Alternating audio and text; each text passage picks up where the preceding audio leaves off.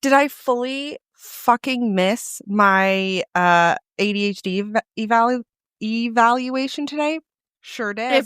If this stutter Sure doesn't say it did. all. Yep. Oh no. I was supposed to be there at noon. I looked at the clock on my computer and it was 1:20. That sucks. That sucks.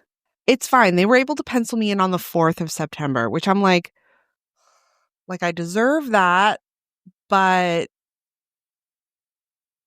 can we make a funny right now? Do you know how many people in that department miss their appointments? so many, I'm sure. I'm sure. It's not funny, but it's kind of funny. Aww, sweet babies. And I had to do like a self evaluation, which I hate doing because it's like, do you feel like you're forgetful? Do you feel hopeless? Do you think people like you? But it was like 200 questions. Mm-hmm. No, I don't feel like I'm forgetful, but am I actually? Yes. Yes.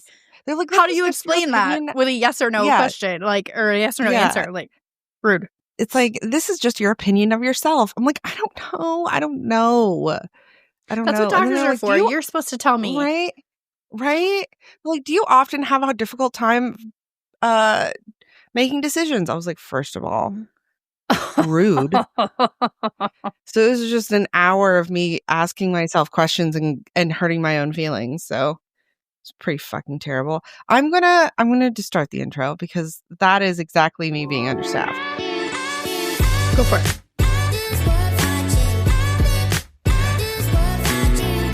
Spirit fingers. 100%. Welcome back, everybody. Welcome back, everybody. I'm Erika. And this is Sarah. We are the Living Understaffed podcast, the chaos you can't clock out of. Erika is living on the struggle bus this week. How's your week been, boo-boo? Well, considering it's only Tuesday. Today's Monday. God damn it.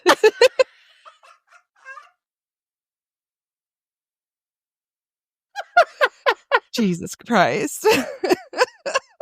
And scene. And we're done. We're done. That's it. Well, if that doesn't explain my entire week, I don't know what does. I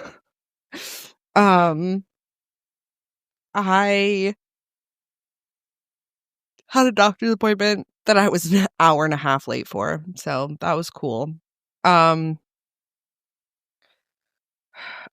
finally cleaned my room, and by clean my room, I just put my doom piles into places I can't see them, and the laundry pile that was in the middle of my bedroom is now in a laundry basket. So wow. No, I know. Love that for you. I washed my sheets.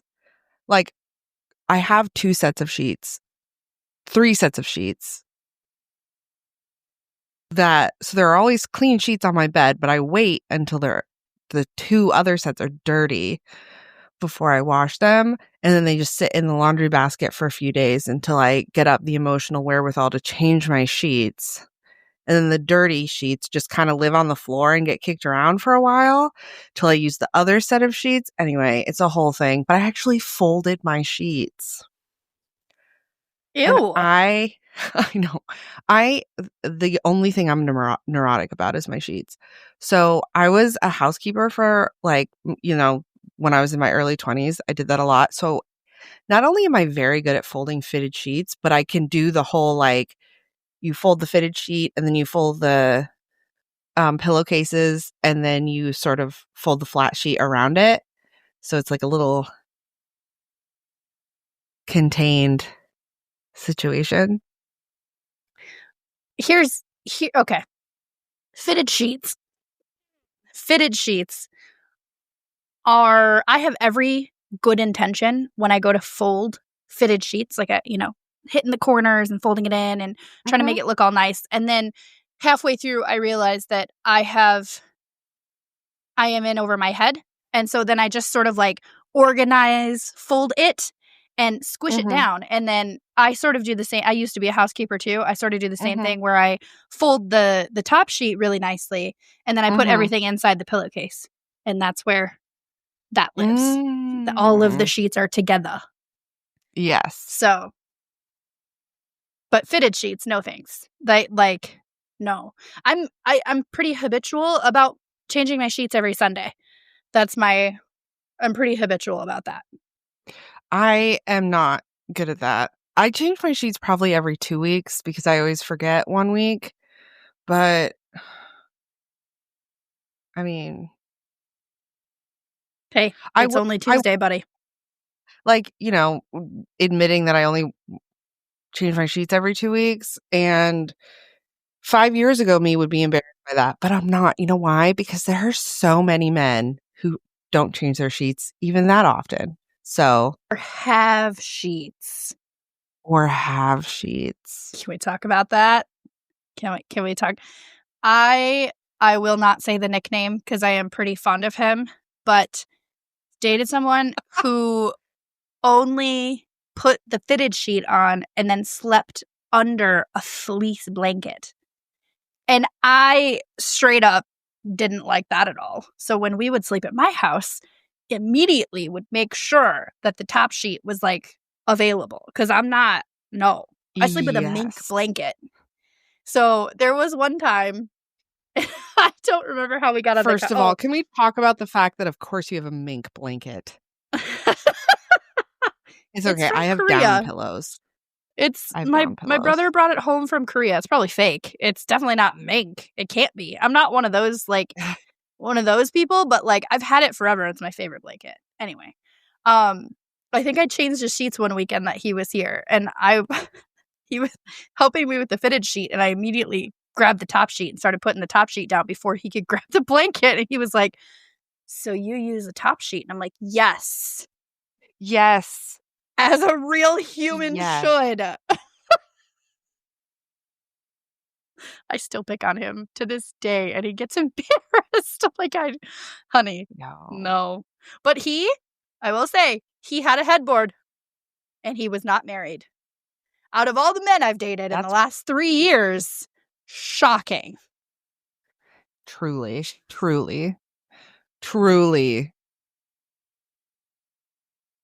Also, I don't have a headboard, so maybe I shouldn't talk so much shit, but I have a platform bed. Like I don't need a headboard, I guess. So yeah, same. Whatever. My week has been, oh God, what happened? I am the definition of lighting the candle at both ends. There's not a lot I can say on that. Come the end of the week, I was like done mentally, and then I was having some stomach issues on Friday, so I came home and I pretty much did nothing all weekend, which was needed.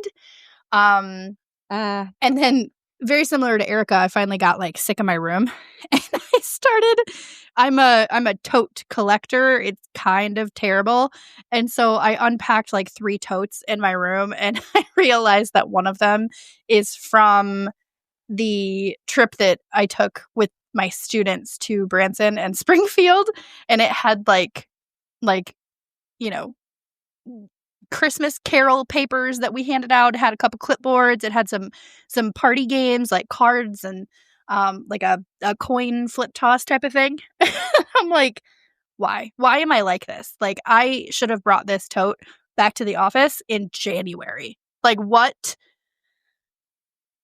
It's the life that I live. So I did all of that today. I unpacked the totes today. So I really didn't do anything over the weekend, but yeah, my last week, I couldn't even tell you what all I did last week. I think I worked from like 6 a.m. to 9 or 10 p.m. Sunday through Thursday. And then Friday, I left work early and I slept all afternoon. So I love that for you. I also took a disappointment coma today. I took a nap. And then I drove all the way to Aldi just to get cream cheese. And then I was going to get a milkshake. I texted Sarah and I was like, I know we're supposed to be recording right now, but I'm not at home and I might get a milkshake. Yeah. And then I was like, no, bitch, you have food at home. So I ate food at home. Good for you.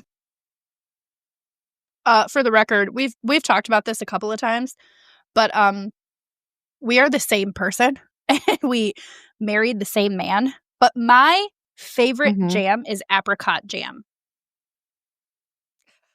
What the fuck? So is mine. I know. You just said it with your bagel, and I'm like, how we live in an ant farm. There are aliens with like magnifying glasses over the top of us, and somehow we magnetized our way towards each other, and maybe they're laughing, maybe that was intentional. But for those of you listening, Erika and I get along really fucking well, and we're both type A, but we're also to that like mental stamina point that gremlins. We're also to that mental stamina point that I just want someone else to make the decisions, and like I got it. I will follow those directives. But also type A, and also creatives, and also ADHD, and also a little bit of the tism, and also we like apricot jam. Like, what the fuck? And we have the exact same Cracker Barrel order. And the exact same Taco Bell order. And Panera. We just realized that on Friday. And Panera. Panera also. And Panera. What the fuck? It's fucking weird. It's fucking weird. McDonald's order too. That's true. Dude, I'm so excited for November. Like this, okay. For any of you listening, I will shut up after this, but for any of you listening, we are going to be back in Kansas City the first weekend of November for the Lit and Libation show with Casey Bookbeat. And my God, I'm so excited. I'm so excited. And my sister and I were talking. I'm supposed to be going to, I think, Nashville the weekend after. And I know you were planning on staying like an extra day or whatever, so we could just spend some time together. And I'm driving up there. So I'm thinking about going from Kansas City to Des Moines and spending time with like my mentor and her family and going to the home office of where I'll be working. And then I'll fly out of Des Moines and back, and then I'll drive home from Des Moines, which means another overnight in Kansas City to spend some time and then drive all the way back to Lubbock. So I'm like, this whole fully remote thing is working in my favor so far. Like, I am fucking excited. So, it's going to be awesome. It's going to be so cool. I love this for you. Genuinely. I do too. Genuinely. I do too. Thank you. Thank you for it not being sarcasm. So, what is today's topic? Because we didn't even talk today. We text like once. I have no idea what we're doing. Dude, both of us have been like head down doing things. And then one of us will send each other like a reel and we'll be like, oh yeah, other human beings do exist. Shocking.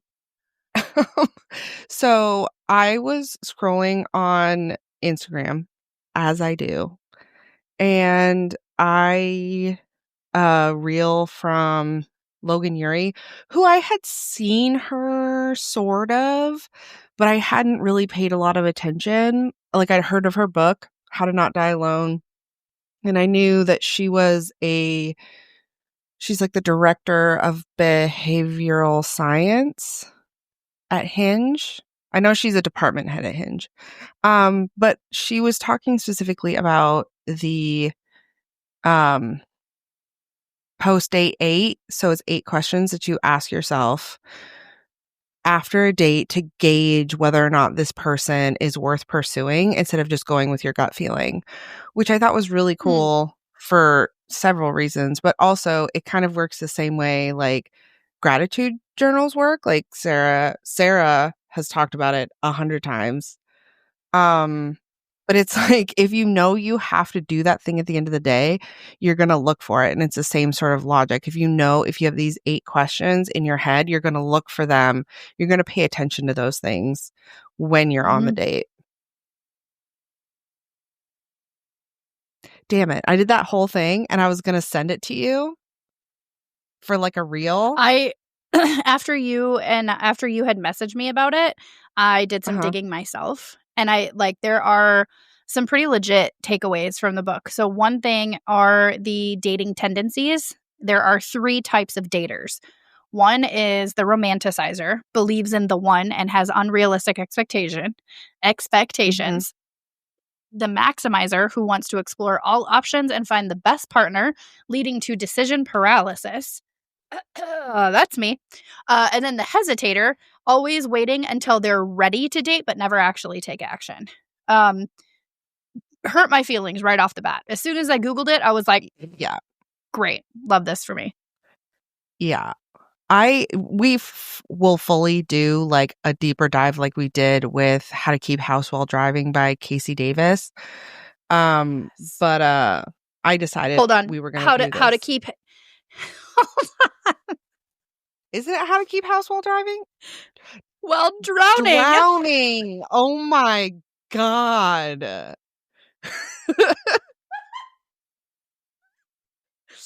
That's a totally different book. Oh my God. Jesus Christ. Yep.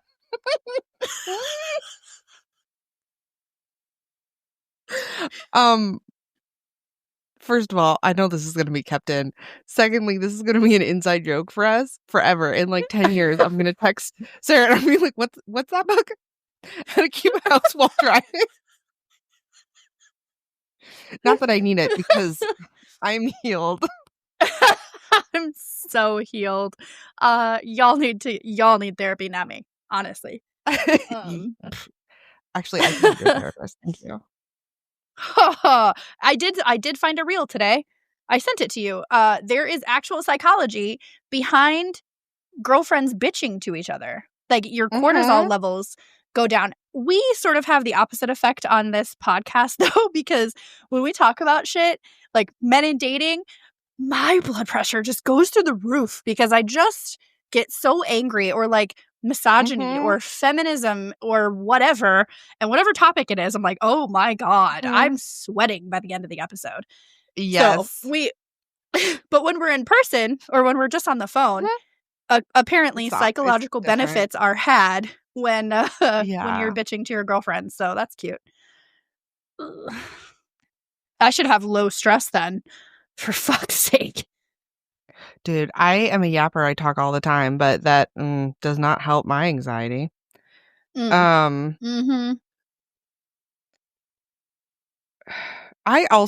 also talking about this when Sarah and I are both not really dating. Because men suck. Yeah. I can't even listen to me right now. Facebook has its, the Facebook gods are always listening.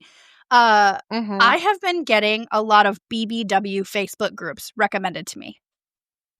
Never once have I ever searched for that, and I have not spoken out loud or text BBW anything. And ever? I don't even, where the fuck did this come from? But girl, some of the men that are showcasing themselves on that fucking page, there's been a few, and I will preview it, because it shows you like suggested groups to join. And excuse me? There is, and this is why I text Erika about this earlier, that I will marry a Scotsman. That is my next ex-husband. I am very excited about this. There was a Scot, I think is what you would call him. A black 6'4", 270-some pound Scotsman talking about how he was looking for his next wife. And I was like, I will fly to Scotland tonight. Right now. Wow. And he has an accent. He posted a video and I was just like, that's not fair. It's not fair. Especially like you and I have talked about this. Like, I'm moving. I also think men are trash. And so, like, I'm not in the mood to be dating fucking anyone. And so Yeah. the fact that this just pops up in my Facebook as like suggested groups to join, I'm like, I don't understand, but also disrespectful. I did not need that seed to be planted in my head. No. But should Yeah. I move to Scotland? Yes. Yes. Yes. Also, I need somewhere to stay when I go to Scotland. Correct. Correct.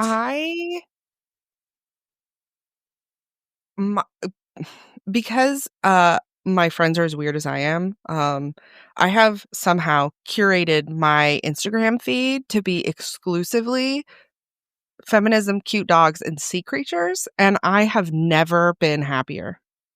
I love that. I love that so much. Truly. So much. Yeah, I don't this whole I don't need a man. I'm good. Especially like, and before anyone, I know some douchebag is going to have an opinion, and that's fine. But dating is as a they hellscape. do. Yes, dating is a hellscape. Because it is riddled with men that are straight up will lie to you, or they just want you to be their unpaid therapist and validate them for being mediocre. Or they're DB Cooper. like, I know. It was exactly DB Cooper. That's what I was talking about. And then just like, they're like, oh, I'm just looking for friends with benefits. I'm like, but you are not being my friend or offering any benefits. Correct. All men have penises. Correct. Not all of, you know what I mean? All men have the ability to please me in similar ways. Do better. You can't say all men. Nope. I refuse. That's fair. Some men have the ability. I refuse to say all men. No. Yeah. So, speaking of some men, JD has been texting me every single day. He knows he fumbled. He knows. He fumbled. He's such a tool. I don't even respond. He's like carrying on a conversation with himself. He does. I do respond if he sends me a picture of jelly. But that's you told me that the other day, and in my head I was like, that's the most perfect psychological warfare I've ever heard in my life. I will not speak to you unless you text me a picture or video of your dog. Sorry, not sorry. Like, yes. If I've ever heard of a wonderful dating tool, that's it. That right there. Yes. If I'm gonna get lured to my death, it's with a picture of a cute dog. I'm not like, I definitely, if I'm dating someone, I'm not just gonna like go over to your house. Like, that's not a first date. Like, there has to be like some effort involved. Now, however, if somebody's like, I will make you a home cooked meal while you snuggle with my dog, absolutely. I won't even ask questions. I will show up to your house. This is how I write the book When Erika Got Murdered. That's how I write that book. Absolutely. It's going to be 4 pages 100%. Long. And that is the story of why Sarah has my location. It's true. It's true. Listen, I'm better than my mother. At least I don't get into a van with a man with a bed in the back. Okay, let's back the fuck up for a second. So my mom and stepdad, now stepdad, they still have my grandparents' shaggin' wagon. And it's one of those 1970s boss-ass F-350 vans, and it has a mechanical queen-size bed in the back. I want to buy that thing so bad. I do. I want it. I want it so hard. Can you imagine me driving cross country to come fucking see you, and I'm pulled over at a gas stop, and I am one of those motherfuckers that will crawl into the back of my big ass luxury van and sleep in my queen size bed? Yes. First of all, absolutely you should. Also, please paint it lime green. Oh, amen. That's all I want. It's all I With like want. the 70s flowers, like the Mystery Mobile. No. It will not have the flowers on it, but will it be lime green? Hell yeah. Hell yeah. And it will also have a giant decal of the podcast on the side. Like, who am I? That's so fucking funny. How not to die alone. Because I will be. If I take ownership of that fucking van, I'll be dying alone. One of the things. First of all, we can both fit in a queen size bed. I don't see a problem. Correct. You, me, Correct. Daisy. Oh, don't tempt me. So there are a few reasons why this book resonates. I started listening to the audiobook and it comes with a couple of PDFs, which I thought were super interesting. But one thing that I really liked is that it has a unique approach. So it combines psychology research with real world dating advice and it makes it less fluffy and more actionable. So like one of the things that it talks about as far as like practical advice is to go on a second date, even if the first one didn't have fireworks. It also talks about scheduling relationship check-ins to maintain communication, which I appreciate too, because if you and I have had this conversation a lot in dating in the last few years. I would really love if someone texted me in the morning and just said, hello, good morning, how are you, sunshine, whatever. Because that, for me, I don't necessarily need the person to be thinking about me as soon as they wake up, but like I would like to be a thought on their mind at some point, you know, like go to the gym, get to work, whatever, and then shoot me a text. Fine. But I would love that. But if I don't communicate that with that person, how are they supposed to know? Unless that's a habit they had before. Fine. Another piece of practical advice is don't wait for perfect readiness. You learn about yourself through dating. I am so guilty of being impatient. Yes. Another reason why the book resonates is that the millennial Gen Z relevance tackles app fatigue, ghosting, and the paradox of choice. I would also, like I said, I haven't finished the whole book, but I would also like it to go into the psychology of dating multiple people at once, because I don't think that that's necessarily a crime, but for me, intentional dating means not dating and sleeping with whoever the fuck steps up to the plate. So there's a weird like fine line or gray area, however you want to see it, because there's a lot of people who see dating as dating. You are auditioning those people, right? Like, are you my person? Don't know yet. I'm going to date you for a little while. But then there's other people who are firm believers in that if you are dating multiple people at once, then you're not really truly focused on intentionally dating with that one person. One of the things, I know Erika and I have talked about it before too, but like we both spent 10, 11 years in our marriage. And there's times that I'll be like depressed, down in the dumps, like, I spent so much time with the wrong person and I won't get that time back. When in reality, that was time for me to grow. I learned so much about myself. I traveled the world, literally traveled. Well, Europe. I traveled Europe. And a little bit of the Middle East. So like I am super grateful for those times, you know. Lived in Alaska. I moved to Missouri. Gross. Moved to Missouri twice. Double gross. Another reason why the book resonates is that it's hopeful but grounded, which I am guilty of being overly hopeful because I hate the pessimism, even though it is practical to a certain extent. This says the hopeful but grounded pushes back against the myth of destiny, reminding readers that love is a choice and a skill you can improve, which I fully agree with. I fully agree with that. So I know we were just talking about like dating intentionally versus dating multiple people at once and kind of like what that argument is between the two. What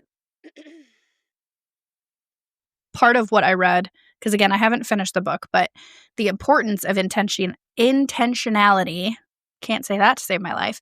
You treat dating like another important life goal. You have a strategy, you reflect on your patterns, and you evaluate progress, which inevitably hurts my feelings. So thanks for that, which is one of the many, many reasons that I'm not fucking dating right now. And then move away from checklist dating, height, hobbies, job, and focus on deeper traits like emotional stability, kindness, and adaptability. So I appreciate. I think that's one thing that you and I have talked about. Sorry. No, go I think for that's it. one thing that you and I have talked about it several times in the context of dating, that the person that I want to spend time and energy with has to be emotionally available. And they have to be not just emotionally available, but also emotionally intelligent. And that's not something that I'm finding. Or if they are, they're not showing that side of themselves to me. There are some men that do, and that's great, but like sifting through all the men that aren't or don't display that trait is exhausting. Mm-hmm. What frustrates me too is that there are emotionally intelligent men, and they use that superpower for bad because they use it for evil because that helps them get into women's pants, which is part narcissism, part emotional intelligence. But the number of people, like the guy I'm sort of interested in right now, which again, not going anywhere, we are not dating. He had what I'm noticing is that he wants my attention, but then he can just not speak or communicate for days at a time, and then expects me to just be like, oh, like time had never passed when he reaches out again. And I don't agree with that. I don't agree with that. No. And I've brought it up before, and his response is that he's busy. So the fuck am I? So eat a dick. Yeah. Please and thank you. Yes. Also, like, if it's like about expectations. Like, I'm a busy person, but it's like the men that there are plenty of men that sort of treat my time and energy as being less valuable than their time and energy. Like, I should just be available all the time. Like, my ex-husband was like this. He straight up told me, like, my job is just more important than yours. Oh, yep. Been told that before too.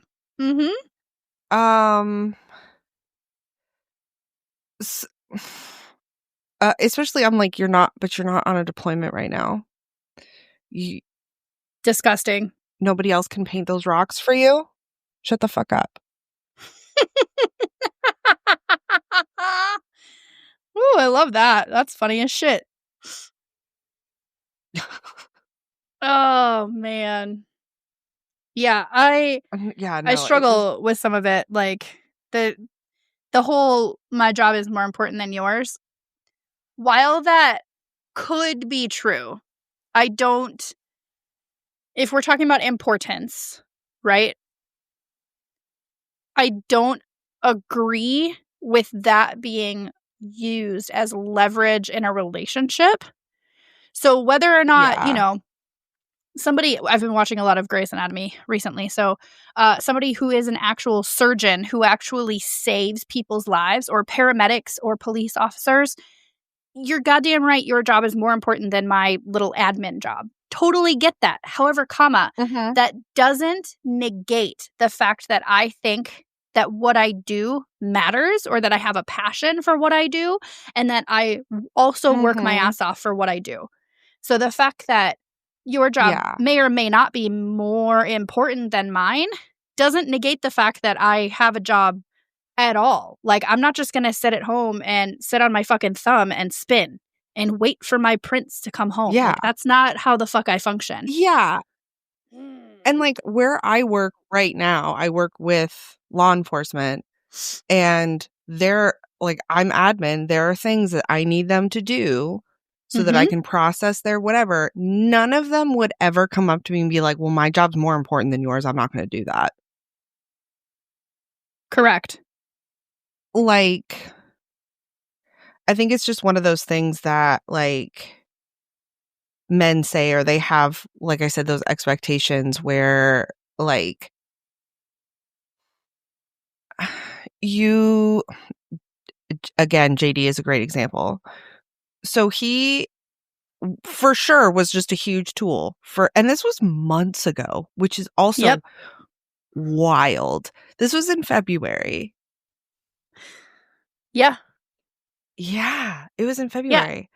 But And he it's was like, exactly the misogyny episode we had last week, where yeah, men who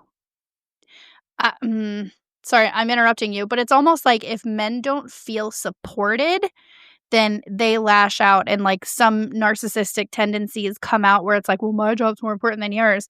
All right, bitch. Like, I'm not out there saving the fucking world or saving people's lives, but like, what I neither are do is you. fucking important. Technically, I work for Homeland Security right now.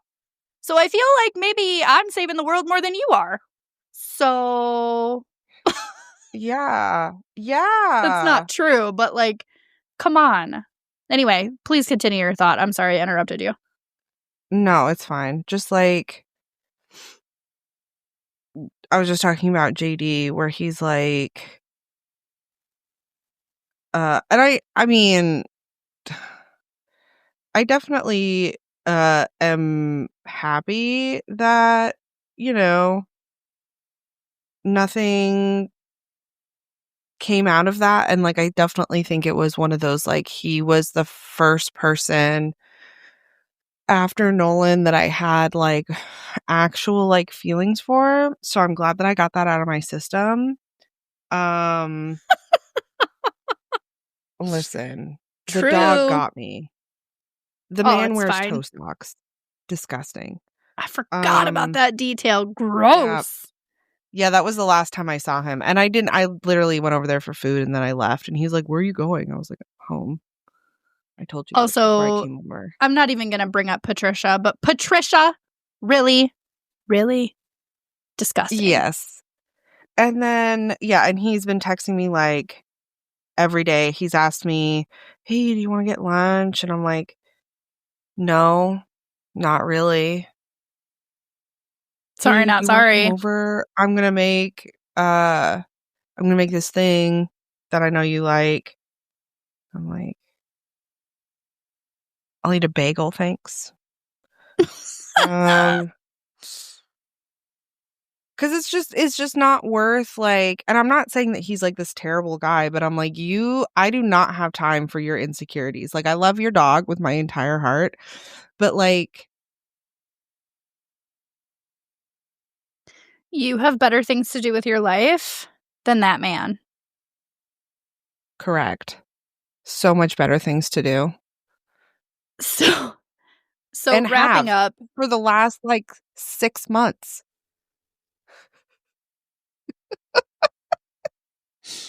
not that you're passionate about that choice at all. No. Uh Wrapping up this episode, guys, the last thing I want to talk about is that for the book How Not to Die Alone. The last thing on here that I wanted to bring up is the behavioral science tools that you can apply to dating. So one of the things that it talks about is choice overload. Too many dating app options make people dismiss good partners too quickly. And I think that the dating culture right now of the swipe left, swipe right shit is so fucking, like, it's just annoying, you know? Because you can't judge, like, if you are in, we'll say intentionally dating, you can't Mhm. judge someone by a swipe right, swipe left.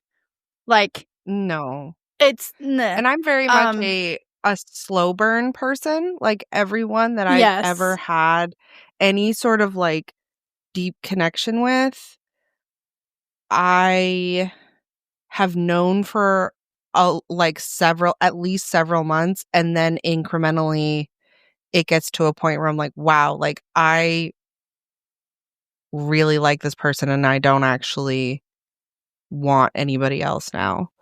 Right. And And is it always like that? No.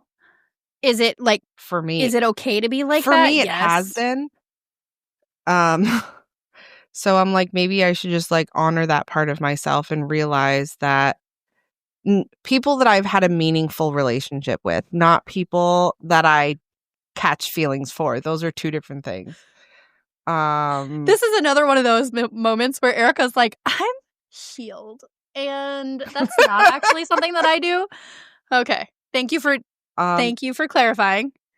Considering I was an hour and a half late to my ADHD assessment, I think I am solidly in the not healed category. Well, another behavioral science tool is also shifting focus. Instead of saying, who is my type, ask, how do I feel around this person? Which is great. I think that's a really good like mind shift. The last one on here is commitment bias. So long-term happiness comes from effort, not effortless magic. Which how much have you and I talked about effort in dating at all in the last 3 years? Like, come on. Yeah. And I know this book has already started to hurt my feelings, and I feel like it's just going to continue. But it's very interesting, you know, like it talks about practical dating advice, but it's also structured like a guide to help people identify self-sabotaging habits and biases and reframe how they approach dating. So I think that this is something that we should absolutely do like a follow-up episode on, but that would be like when I decide to jump back in the dating pool, and right now the pool is fucking closed. Like, no. The pool in question is a swamp. Correct. 100 fucking %. And I am Fiona. Thank you so much. Looking for your Shrek. No. The swamp is my own. The swamp is my own. Get out of my swamp, Shrek. Oh my God. I mean, all right. To be fair, I don't blame you at all. I can't, especially the move to Texas and the job. Like, I'll be traveling full time. There's not time for dating. There's not time for intentional dating right now. There's not. Yeah. I also don't have the mental wherewithal to deal with the species of men. Because just no. Yeah. I mean, honestly. Disgusting.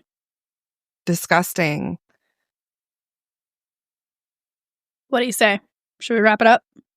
Yes. I need to. My warm up involves spirit fingers. Correct. You should just put together like all the clips of me doing spirit fingers over the course of the podcast. I've tried to label them in YouTube every single time that it says spirit fingers. So when I upload the reels to YouTube, there's a way to link another video to it, and I always pick another spirit fingers video. So they're linked. Oh, I will have to explore that because it's pretty entertaining. I do. I talk with my hands a lot, but whatever. Anyway, that's it for us, everybody. Thank you so much for listening. We love you so much. Our illustrious sponsors, the first one, the OG, Forever Storage.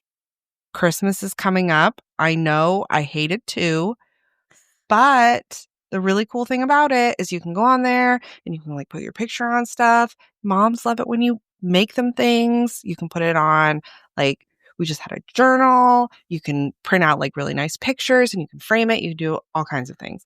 And you get to keep your pictures forever. So win-win. Also, Everyday Dose, coffee and matcha. I have both of them. They're really good. I drink them every morning. As a person that is like solidly 400 to 500 milligrams of caffeine a day, I have dropped that down significantly, which is really good. And I already have ADHD, so I'll just like keep going, and then I run out of dopamine, and then I just crash.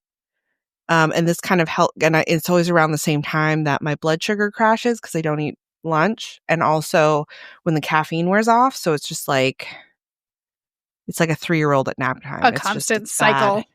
Mm-hmm. Yes.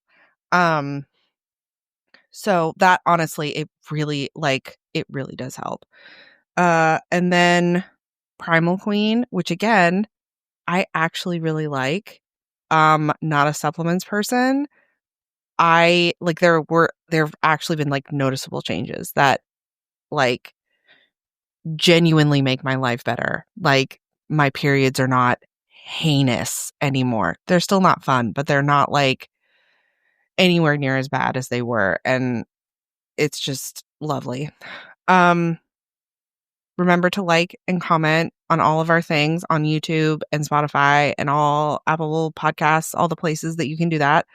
We will be at Lit and Libations in November.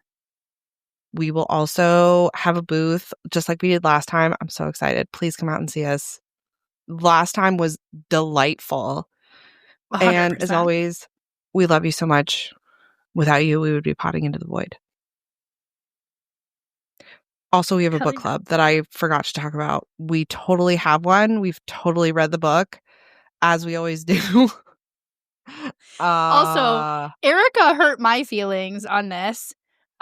She picked a book for September.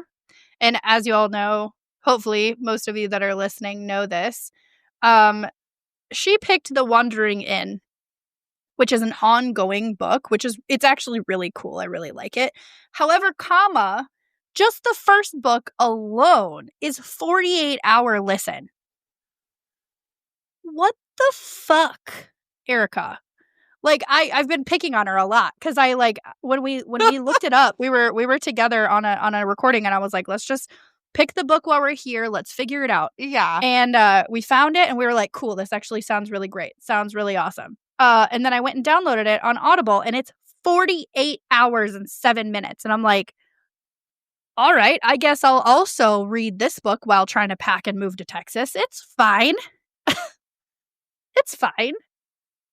So, join us at the end of the month for that club meeting, and join our Discord, because our Discord has been growing steadily, and I fucking love it. Yes. If you like weird people and dog pictures, truly, it is your place. It's pretty excellent. So, we'll talk to you guys next week. Thank you so much for being here.